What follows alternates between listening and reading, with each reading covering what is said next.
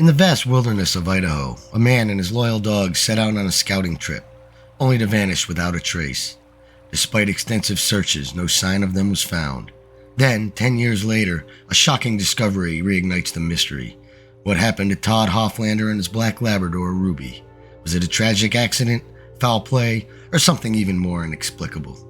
Join us as we delve into the twists and turns of this haunting case, uncovering new evidence, exploring psychic predictions, and asking the hard questions that still remain. This is a story of friendship, mystery, and a decade-long search for the truth. So buckle up, because this is a journey you don't want to miss. In the late summer of 2010, specifically on September 24th, Todd Hofflander, a man of 39 years old, along with his companion Jeff, set off on an adventure to the Seven Devils Wilderness, a rugged and untamed region in Idaho. Their mission was to survey the land in anticipation for the forthcoming deer season. Todd's loyal black Labrador retriever, Ruby, was also part of this expedition. Over the course of the weekend, the duo established a campsite in the wilderness and undertook exploratory hikes between Sheep's Creek Basin and McGaffrey Basin. On the morning of the 27th, while traversing the area known as McGaffrey Cow Camp, Todd started to feel a sharp pain in his knee, a consequence of a strenuous hike. This led to a change in their original plan, with Todd and Ruby opting for a less challenging trail down the Snake River in the McGaffrey cabin, while Jeff continued his journey towards Sheep Creek before descending into the river. The revised plan was for Todd to rest at McGaffrey cabin while Jeff arranged for a boat to pick him up at the Snake River. Jeff journeyed north along the ridge until he reached the Sheep's Creek and then made his way to the junction where Sheep's Creek meets the Snake River. There, he was able to flag down a passing jet boat and hitch a ride to Pittsburgh Landing. At Pittsburgh Landing, Jeff rendezvoused with his father Steve, and together they navigated down the river in Steve's jet boat. They reached McGaffrey cabin later in that afternoon, but were taken back to find that Todd was missing.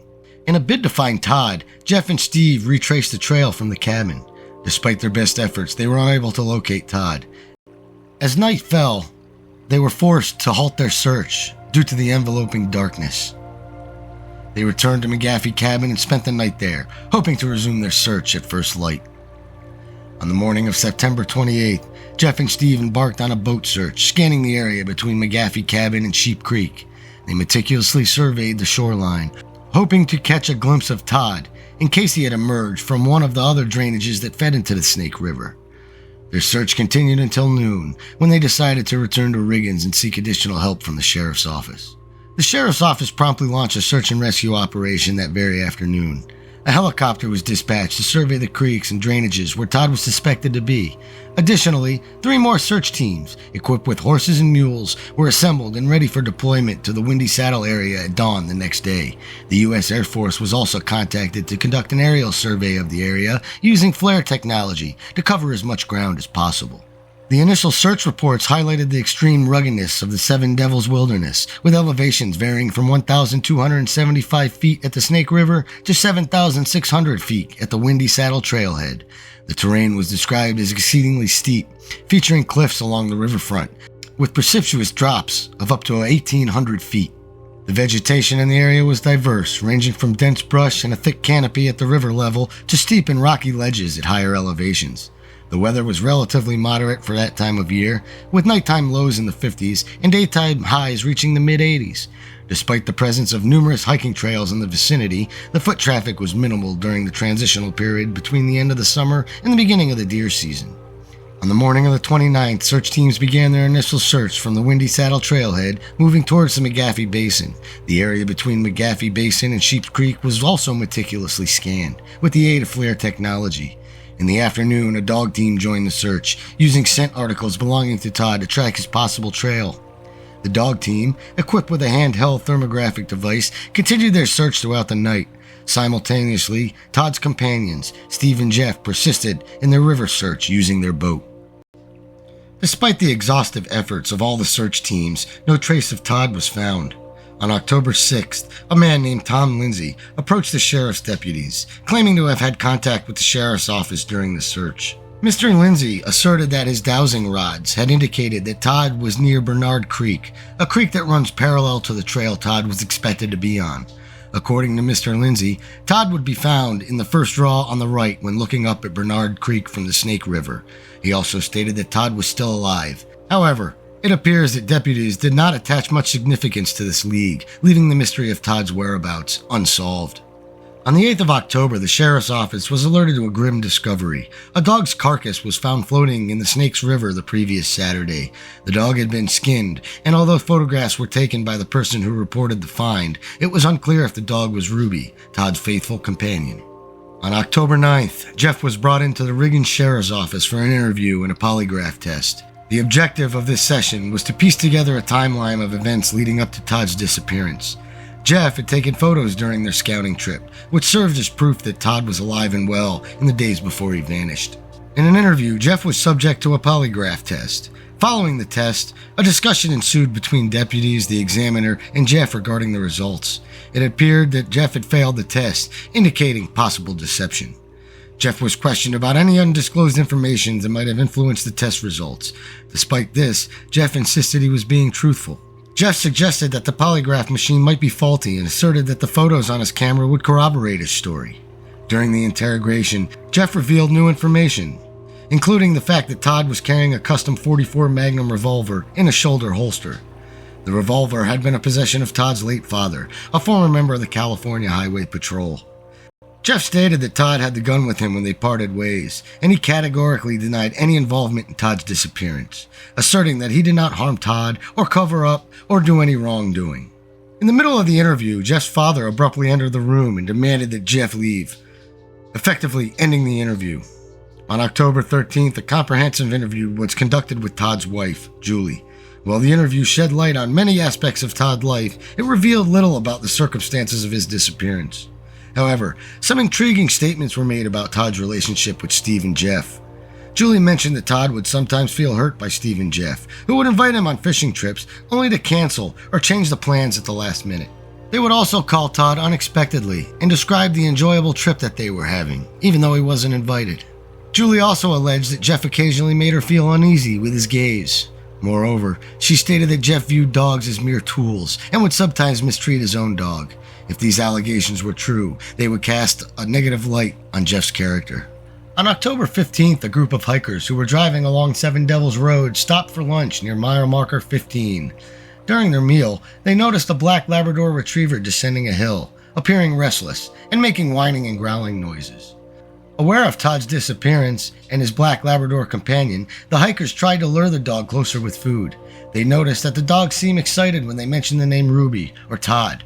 Believing that they might have found Todd's dog, they spent some time calling Todd's name and searching the area, but to no avail. They then contacted the sheriff's office to report their discovery and drove the dog into Riggins to meet with the deputies. Sheriff's deputies examined the black Labrador and observed that the dog appeared to be in good health, with a shiny coat and no visible injuries. Interestingly, the dog was not wearing a collar or a pack, which was unusual since Ruby had been wearing a collar and a blue doggy pack when Todd and the dog disappeared. Julie Hofflander had been informed and was waiting nearby with her 2 children to identify the dog. When deputies brought the dog close to the family, they started calling Ruby's name. The dog immediately ran straight to them, confirming that the Labrador Retriever was indeed Ruby, alive and well. Hoping that Ruby would lead them to Todd, search teams took her back to the location where she was found the next day. However, their efforts were in vain. On October 19th, deputies met with Todd's wife Julie and informed her about where Ruby had been discovered. They discussed plans for possibly searching the following 2 days to cover that specific area. Julie requested that deputies speak to a psychic detective from California, whom she had paid $500 for information. The deputies then had a conversation with this psychic, who claimed that Todd harbored significant inner anger and owed a substantial debt. According to her, Jeff mistakenly shot and killed Todd while hunting, and Jeff subsequently buried him. The psychic detective also stated that she had used dowsing on the map to determine the burial site, pinpointing the area around the Indian Trail Ridge. The search for Todd continued intermittently for a total of 18 days. During this time, searchers covered nearly every possible area within the vicinity of Todd's disappearance. On certain days, up to 7 dog teams were simultaneously involved in the search, with some teams persisting until the dogs were physically unable to continue. However, despite the exhaustive efforts and the involvement of numerous searchers, the search yielded no significant clues indicating Todd's whereabouts. On the 15th of October, the only tangible lead related to Todd's disappearance surfaced. His dog was found, despite the area where the dog was discovered having been thoroughly searched by both human and canine teams, and having been flown over multiple times by aircraft. No further evidence was unearthed. The extensive search operation garnered considerable public attention, with numerous hunters volunteering their assistance. However, with the onset of unfavorable weather conditions, the search operation was reluctantly called off on October 21st. At this juncture, no significant leads had emerged regarding Todd's whereabouts. Nearly a decade would elapse before any new development surfaced in Todd's case. Fast forward to April 27, 2020. A hunter in the Bernard Creek area stumbled upon what seemed to be human remains, along with backpacking gear and a camera. The hunter retrieved the camera and delivered it to the Idaho County Sheriff's Office for examination. Upon inspecting the SD card of the camera, the sheriff discovered pictures of Todd. Consequently, a team of deputies was transported by boat to the area to recover the remains. They found the bones and gear approximately 200 foot away, on the opposite side of the Bernard Creek from the trail that Todd had been expected to follow. Deputies noted that the backpack and other items matched the description of those known to be carried by Todd. However, only a partial skeleton was recovered. The remains discovered included fragments of the cranium, ribs, scapula, and part of the humerus. The area where they were found is heavily blanketed in brush, making it challenging to set up camp or be spotted by helicopters from above. Video footage and photographs taken by the Idaho County Sheriff's deputies provide a vivid depiction of the location and conditions of the items. Deputies conducted thorough searches in all directions for additional clues, but found nothing of significance.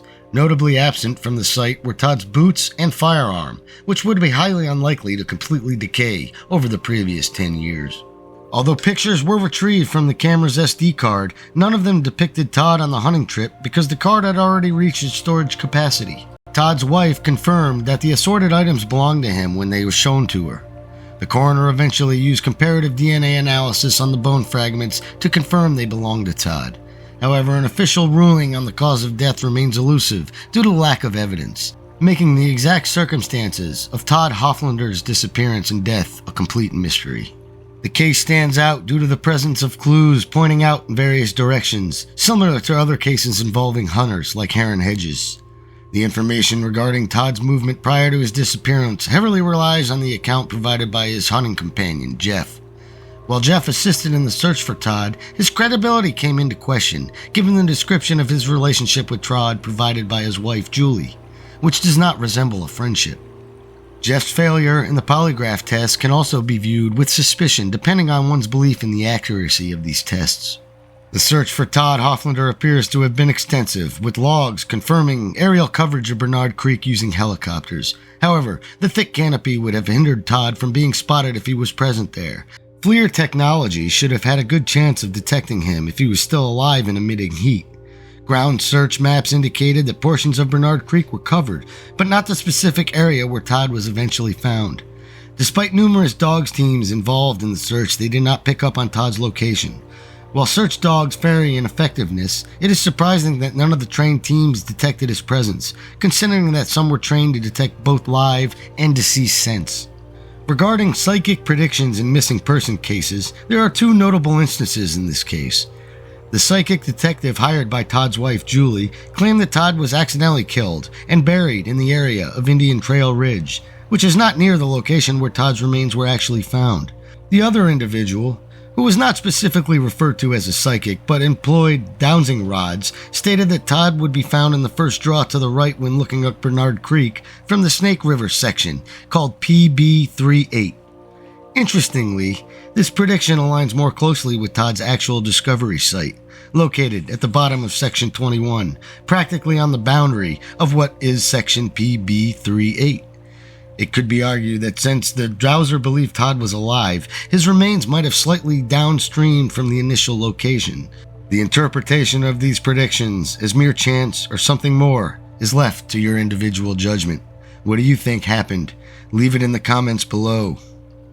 Regardless of the circumstances, it is unfortunate that the lead regarding the psychic prediction was not thoroughly investigated by the sheriff's office. There is no indication in the available reports that this lead was acted upon. The discovery location of Todd's remains only deepens the mystery surrounding his disappearance. Why was he found 200 feet away from the trail on the opposite side of the Bernard Creek? Did Todd's knee worsen, forcing him to set up camp near a water source?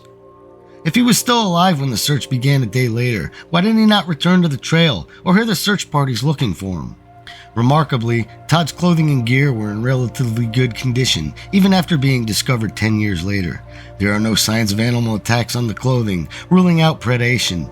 Todd's holster was found among his belongings, but the fate of his revolver remains unknown. The only missing items were the revolver and his boots. What happened to these items? It is understandable that many may consider the possibility of foul play in this case, which is a valid theory. Others may contemplate paranormal possibilities, which cannot be entirely dismissed.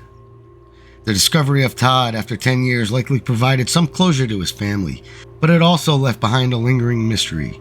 Like many other missing person cases, this one raises more questions than answers. If you've enjoyed this content from a universe of mystery, and you enjoy me telling you these mysterious stories, please consider subscribing, sharing, and hitting that notification bell. It really helps the channel out